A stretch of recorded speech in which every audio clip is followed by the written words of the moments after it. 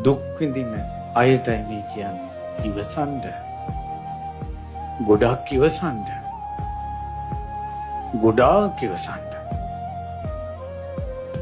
සමහර ගෙවල් වල ඉන්නවා 3 වේල තම්බලා දීලා අවුරුදු 50 60 70 එක දවසක් කෑම රහයි කියලා මිනිස්යාවත් දරුවෝවත් කියලා ඒ අම්මගේ හිත සතුටු කරවලා නැහැ.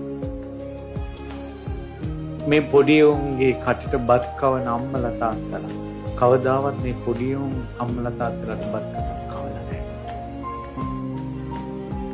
අවසානයේ මේ මල් කෙකුළු වගේ හදන පොඩි උන් අඬු බඬු ලොකු උනාට පස්සේ ඇඟිල්ල දික් කරන උඹලා කටවහගෙන ඉඳපල්ලා කියලා ඉවසන්න. උංගන් තරහ ගන්න එපා. බීලාවට පස්සේ ආල පහල මිනිහලා ජෝඩු කරවනවා. බැනලා වචනේ.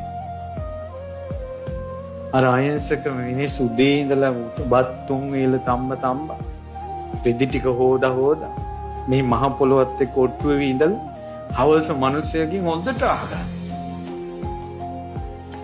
සැනසෙල්ලක් නැහැ. ඉවසුවොත් මිනිස්සෙත් එක්ක තරහ ගන්න නැතුව හිටිය. අඩුම තරමේ මගේ කර්මයක් කියලා හරි වරදක් නැහැ ඒක. ඒ නිසා පවුල් වල අවුල් තියෙනකොට කසාද බැඳ මිනිහනේ මෝනේ දැලි ගන්න නැතුව රටේ ලෝකෙ මිනිස්සු හිනස්සවන්න නැතුව මං ඉවසාගෙන ඉන්නවා කියලා ඉවසන්න පුළුවන් වුණා.